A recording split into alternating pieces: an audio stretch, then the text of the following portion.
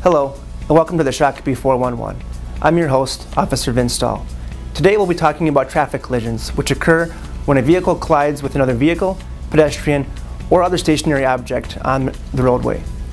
Traffic collisions oftentimes result in injury, death, or property damage. There are a number of factors that contribute to traffic collisions, such as vehicle speed, road design, or road environment. Today I'm joined by my colleague, Officer Nikki Marquardt, who joined the Shakopee Police Department in 2003. She'll be talking with me about how Shakopee and Scott County as a whole does as far as traffic collision statistics.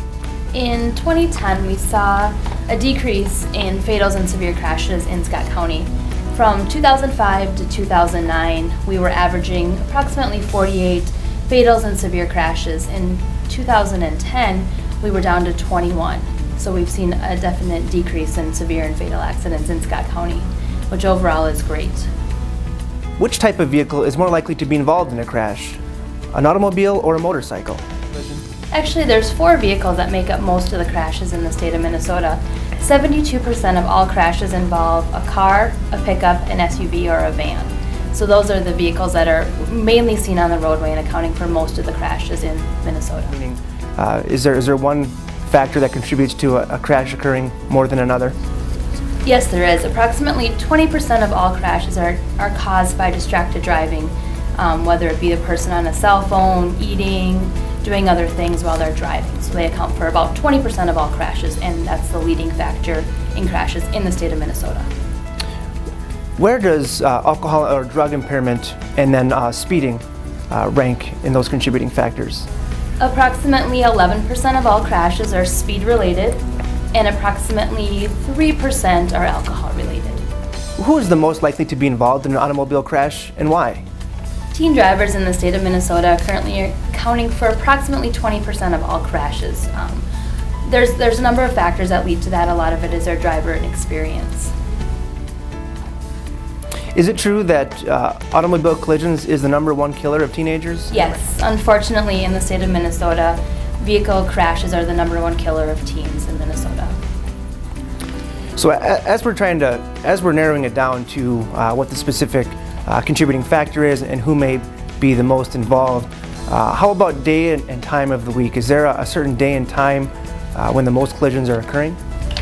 Most crashes in the state of Minnesota are occurring between 3 p.m. and 6 p.m.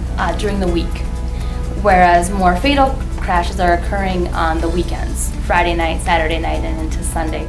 How about as an occupant? How do occupants typically fare during an automobile collision, and what should people take into consideration before deciding to be an occupant in a vehicle? An important thing to remember is even if you're a passenger in the vehicle, it's still okay to speak up. If you feel the driver is practicing some unsafe driving habits, or you feel the conditions are unsafe to be driving, speak up. Let that driver know. If they're playing with the radio or playing with their cell phone, offer to do that for them. Don't be afraid to speak up and let people know when they're driving unsafely. Can you detail what the Shakopee Police Department does to proactively prevent automobile crashes? Traffic enforcement. We are very active in DWI enforcement, very active in speed enforcement, and also very active in seatbelt enforcement. The Shakopee Police Department is part of a program, a nationwide program called Towards Zero Death. The purpose or the goal of that program is to reduce traffic fatalities. Our department has been extremely active in that program for the last 5 years, and we hope to remain active in the following years. That program provides us money to do extra DWI enforcement, extra speed enforcement, and extra seatbelt enforcement to help keep our city safe. Nikki, what do you think is the single most effective prevention method a driver can take to avoid being in a crash? The #1 thing you can do when driving on the road to keep you and your passengers safe is to stay focused. Pay attention to what's going on around you, pay attention to your speed, don't put down your cell phone, put down the radio. Don't talk to the kids that are in the back seat. So if you see something happen ahead of you, you have time to react to it. And finally, Nikki, in the event of a crash, what should a driver do and or expect to happen? If you are in a crash, if your vehicle is able to be moved, try to move your vehicle over as far to the right-hand side as you can get your vehicle.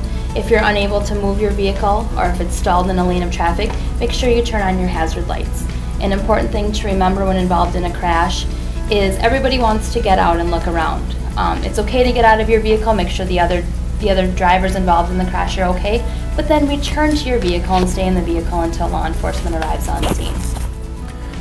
On that note, should the police always be called in every traffic collision? It's a good idea to call the police if you've been involved in an accident.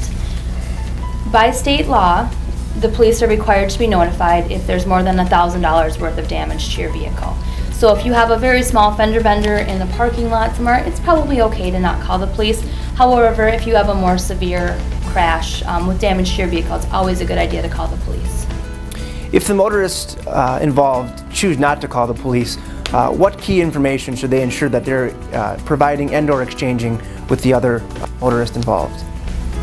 It's very important that every driver involved leave their name, their address, their phone number, the information on the vehicle, such as the license plate, who the vehicle belongs to, and also it's important to exchange insurance information between drivers involved in accidents.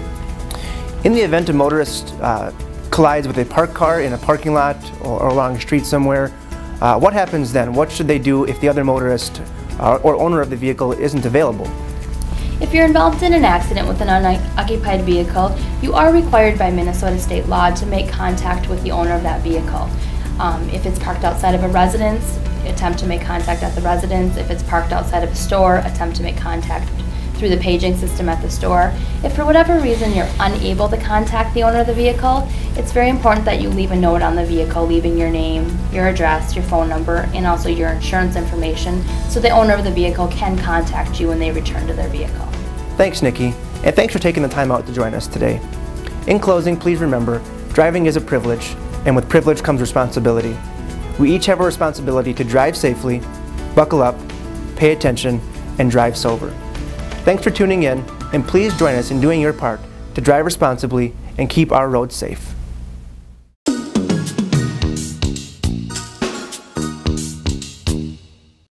And welcome back to the 411. Up next, we have special guest Detective Corey Schneck of the Shakopee Police Department, who will be offering an inside look into the Investigations Division of the Shakopee Police Department. Corey, welcome. Corey, what exactly does the Investigations Division of the Shakopee Police Department consist of? The Investigations Unit in Shakopee consists of 3 investigators and 1 Sergeant of Investigations. We also have a member of the Southwest Metro Drug Task Force. Outside of the unit, we have certified crime scene technicians in our officer group that can assist on processing a crime scene for physical evidence. What is the main objective of the unit? The primary objective of the Investigations Unit is to further investigate cases that originate at the patrol level, whether that might be processing of evidence or speaking with suspects or victims, taking a case and exploring every lead possible, and then submitting a report to the Attorney's Office for prosecution. How does a person become an investigator? Just like any new police officer, you're probably going to be starting out on patrol on the street. And after some years of experience and investigating felony level cases, you can graduate to the level of detective. What specialized training have you received that has helped you become a better investigator? The first training that I ever went to was through the Minnesota Bureau of Criminal Apprehension, which was basic search warrant writing. And from there, I went to a crime scene school for processing crime scenes for physical evidence. That was at one of our local surrounding police departments. In addition to that, throughout the last 4.5 years, I've gone to more specialized training such as crime scene photography, crime scene processing, and homicide training. Can you explain how the police department decides and determines which cases will be assigned to the investigations unit and to which investigator? Whether a case is further investigated or who investigates a case, whether it's the patrol unit or the investigations unit, is determined by the detective sergeant or the person in charge of the investigations unit. That person will consider the officers, the initial officer's experience level, the severity of the crime, the venue. Sometimes crime scenes happen in addition to Shakopee, outside of the jurisdiction of Shakopee. Whatever the case might be, the Sergeant of Investigations makes this determination. What is the most common type of case you encounter in the Investigations Division? The Investigations Unit will investigate any crime from homicide to criminal sexual conduct cases to fraud cases, identity theft, that sort of thing. But the most common case that I'd say that we investigate is property crimes, such as burglaries, thefts, property damage cases. Can you explain the general process that's involved in investigating a crime? Well, the first thing I'm going to do is review the case in its entirety, and I'm going to generate a game plan on how to investigate the case, what leads need to be pursued, talk to victims, talk to suspects, possibly process given pieces of evidence for physical evidence, generate a report, and submit it to the attorney's office for charging. What happens when a crime is unable to be solved? If we've exhausted all leads in a case and there's no other leads to be pursued, and we haven't achieved the level of probable cause necessary for charging, then the case will become inactive. Once a case has been closed, is it ever possible for the case to be reopened? Absolutely. There's no reason that an inactivated case can't become active again, and that happens sometimes where we receive new information in a case, sometimes from citizen tips, that we start investigating a case and pick up where we left off, so to speak. During a criminal investigation, is there anything a victim can do to ensure that their case has the best possible chance of being solved? I think first and foremost, the number one thing I ask of victims is that they give me detailed information on their case. Taking, for example, a property case, serial numbers or model numbers, that sort of thing, accurate numbers that they can provide me, assist me with my investigation. Also with property type cases, I ask victims to search Craigslist, eBay, those types of sites themselves, since they're more intimately aware of the description of their own property. Corey, thanks for taking the time out to stop by. Hopefully our viewers have a better understanding of our investigations division and how it works. Stay tuned, we'll be right back.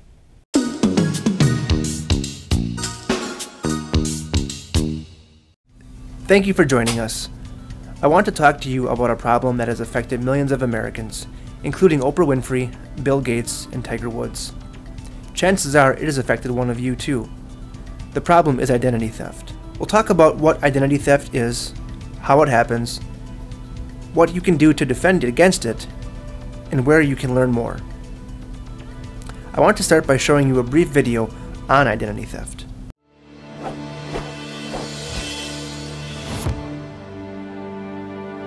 Somebody took it away from me in the blink of an eye. In less than a month, this woman destroyed what I had worked for 15 years. I mean, your credit score is basically all you have. I was mugged, they got my information. It can really negatively affect your life. Then they went off with the information and basically became me. I feel it's a loss of control that someone's out there pretending to be you and doing things in your name that can come back to haunt you. Somebody was using my name and all my personal data. They'd done it all. I just didn't even know where to start. They had a long record. It's a terrible feeling.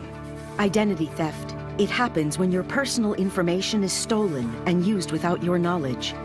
It's a serious crime that can cost you time and money, ruin your credit, and destroy your good name. When I was a victim of identity theft, my mail had been stolen. I was shopping at a grocery store and someone took my wallet.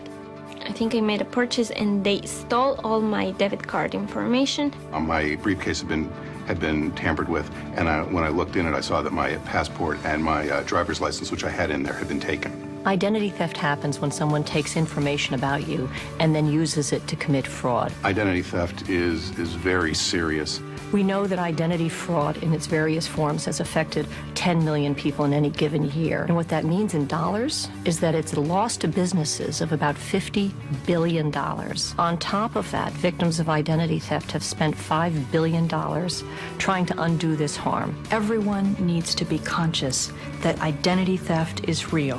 When you get news that your identity has been potentially stolen, it's sort of this open-ended problem that has occurred, and you don't know what's going to come of it. No one's immune, which isn't to say that we're powerless. There's a lot we can do to deter, detect, and defend ourselves.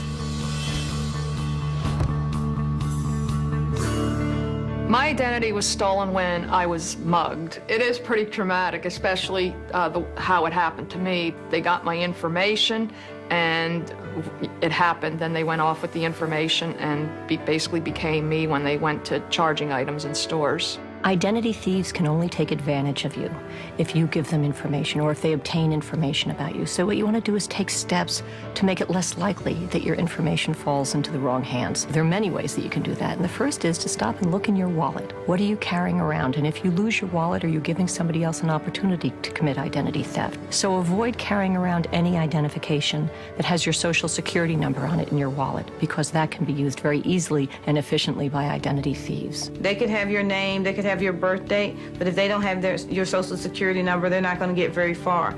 But all they really need is a social security number, and they can misspell your name and still get credit. The only place that social security card number should be is in your head, and protect it somewhere at home where you keep your other valuables. And if someone asks you to provide a social security number, ask them why they need it, how they're going to keep it, how they're going to safeguard it, because you don't want that number to fall into the wrong hands. I had an incident that I thought was a valid reason to give out information until they asked for my social security number. I went as far as the first 3 digits. I thought, gee, they don't need that. And then I hung up. This is a crime. You have to think when you're at home, protect your identity. Don't leave around your personal documents, your date of birth. Somebody could come into your home and have immediate access to that information. You also have to be careful about your trash. Now, a lot of people routinely receive things in the mail, maybe bank statements, credit card statements, or health insurance forms, and if they don't need them, they just throw them away in the trash. They shouldn't do that. Everyone should invest in a shredder. So before they dispose of these critical documents, you shred them. Identity thieves, don't worry about getting their hands dirty. They will go through your trash to retrieve these documents. They go where the information is. They'll steal your mail, they will steal your trash, they'll steal your wallet, and that's how they get information about you. Deter identity theft. Protect your social security number. Shred financial documents and paperwork with any personal information before you throw them out. Never give out personal information on the phone or internet unless you know who you are dealing with.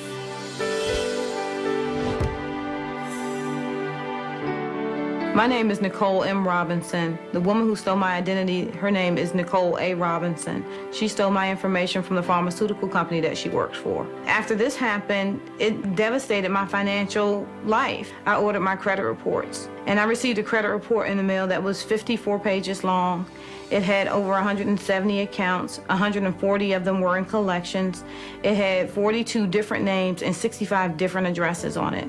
Not only was somebody else reaping the benefits of my good credit, I could no longer have access to my own good credit.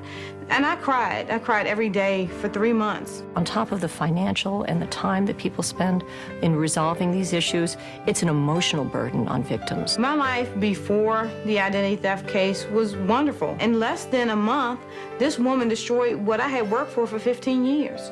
She got my life.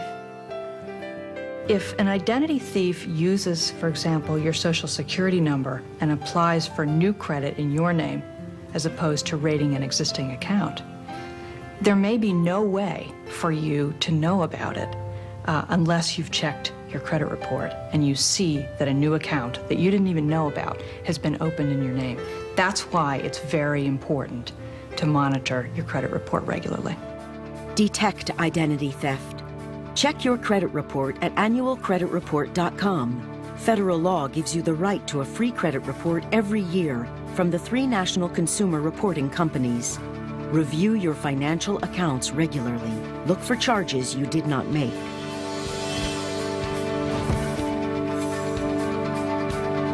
When someone realizes that they're a victim of identity theft, it's like getting a kick in the gut. You know, you feel paralyzed for a moment, but it's really essential for victims to move quickly and deliberately in starting to resolve the problems that arise from identity theft. I did what everybody knows to do, and that's call your credit card companies and cancel your credit cards. However, that's not enough. There was one major bit of information I did not have, and that was to call the 3 major credit bureaus. And I did not do that, and what happened was this person then went back. She was able to reopen the credit cards that I canceled, She was also able to open new credit cards in my name. If you find you've become a victim of identity theft, the first thing you need to do is contact one of the 3 major credit reporting agencies and have them put a fraud alert on your file. You got to take it seriously. You even suspect it, you got to put fraud alerts on. You got to take the steps to protect yourself, and you got to inform yourself about what to do so that when it does happen to you, you can do it quickly because time is critical. You next want to contact each of the creditors or other institutions where your information has been misused. Then you follow up in writing and dispute these accounts and get a letter from them resolving these disputed fraudulent accounts. The FTC has an affidavit, which in my case I used, to write out your explanation of what happened that you can then use to submit to creditors trying to collect on fraudulent accounts. When you're trying to tell them, look, my identity was stolen, it helps prove it to them. You next want to contact your local police department, report the crime, and get a copy of the police report. You should contact the police immediately because otherwise you have no proof that there was a crime. It's very important that you report it to the police because there are certain agencies that you need or we recommend that you contact, and they're probably going to refer you back to the police department to see if you have a police report or not. And finally, you need to contact the Federal Trade Commission online at ftc.gov/ID theft or call us toll-free at 877-ID theft to report this to us. Defend against identity theft. Call the 3 credit reporting companies and place a fraud alert on your credit report. Then ask for the free credit report you're entitled to. Close any accounts that you suspect have been tampered with or opened fraudulently. Start by calling the security or fraud department of each company, follow up in writing, and include copies of supporting documents. File a police report. Contact the FTC. Your information also helps law enforcement officials across the country to track down and stop ID thieves. Let's treat our personal information as we would our cash. Let's safeguard it, whether we're at home, whether it's in our purse or our wallet, or at our office. Your personal information is cash, and in the wrong hands, it can destroy your life. The FTC plays a central role in helping victims avoid and recover from identity theft. So we have developed substantial consumer education material that's available on our website at ftc.gov/ID theft. Identity theft is serious, but even if your identity has been stolen and there has been, fraudulent accounts open in your name, you can defend yourself and get those resolved in your favor. There are times when you just do not want to finish and you just want to say, forget it, I can't do this anymore. But you have to find that way inside of you to just keep going because this is something that if you don't clear, it definitely affects the rest of your life. What I want is for us to create a culture of security for our personal information so that this crime in the future will be diminished greatly.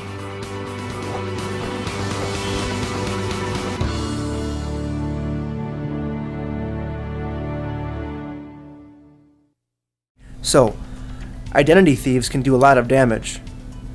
They can go on spending sprees using your credit card. Using your name and social security number, they can open new credit card accounts. They could give your name to the police if they get arrested. Unfortunately, there are a lot of ways, from sophisticated computer hacking to low-tech, quote-unquote, dumpster diving into your trash, to old-fashioned stealing your wallet or purse. While there are no ways to absolutely guarantee you'll never be a victim of identity theft, there are ways to minimize your risk. By following the 3 Ds of identity protection, we can all make it more difficult for thieves to walk away with our identities. The 3 Ds are deter, detect, and defend. Let me tell you about some specific steps you can take to minimize your risk. Shred paperwork with personal information and financial documents before you discard them. Don't carry your social security card in your wallet or write your social security number on a check. Give it out only if absolutely necessary. You can always ask to use another identifier. Don't give out personal information on the phone, through the mail, or over the internet unless you are sure who you are dealing with. Never click on links sent in unsolicited emails. Instead, type in a web address you know. Don't use obvious passwords. Your mother's maiden name or the last 4 digits of your social security number are all obvious passwords. Keep your personal information in a secure place at home, especially if you have roommates, employ outside help, or are having work done in your house. Credit reports contain information about you, including what accounts you have and your bill paying history. There are 3 major nationwide consumer reporting companies: Equifax, Experian, and TransUnion. The law requires them to give you a free copy of your credit report each year if you ask for it. www.annualcreditreport.com is a service created by these 3 companies. It is the only authorized site where you can order the free credit report you're entitled to each year. When asking for your credit report, you may need to provide certain personal information, including your Social Security number and information about your monthly bills. Placing a fraud alert on your credit reports tells creditors to follow certain procedures before they open new accounts in your name or make certain changes to existing accounts. The 3 consumer reporting companies have toll-free numbers for placing an initial 90-day fraud alert. A call to one company is sufficient. It entitles you to free copies of your credit reports. Look for inquiries from companies you haven't contacted, accounts you didn't open, and debts on your accounts that you can't explain. To close your accounts, call the security or fraud departments of each company where an account was opened or changed without your okay. Follow up in writing with copies of supporting documents. Use the ID theft affidavit at ftc.gov/ID theft to support your written statement. Ask for written verification that the disputed account has been closed and the fraudulent debts discharged. The FTC is the Federal Consumer Protection Agency that helps law enforcement officials in their investigations. If you would like more information, handouts are available at the Shakopee Police Department located at 475 Gorman Street. I hope you learned that you can deter, detect, and defend against identity theft. I appreciate your time and attention. Any additional questions can be answered by calling the Shakopee Police Department at area code 952-233-9400.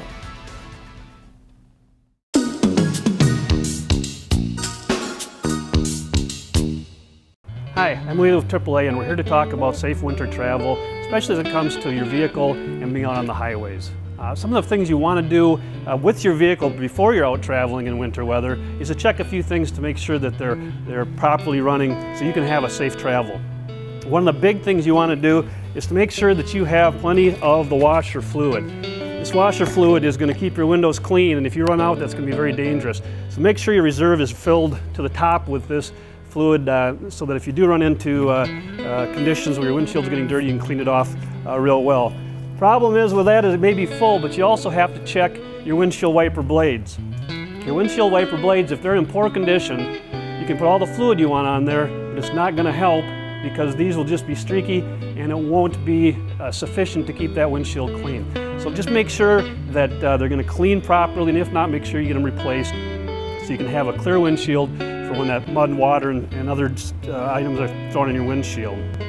You want to make sure your tires are inflated properly.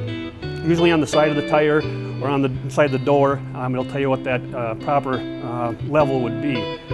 When the weather changes from warm to cold, the tire pressure is going to change in the tire. So it's important to make sure, especially as it gets colder, that your tires are not don't have enough air.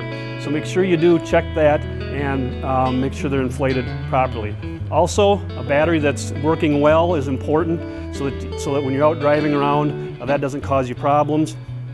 Also, you can check, there's a device you can check your antifreeze to make sure it's going to protect the lowest temperatures possible in your area.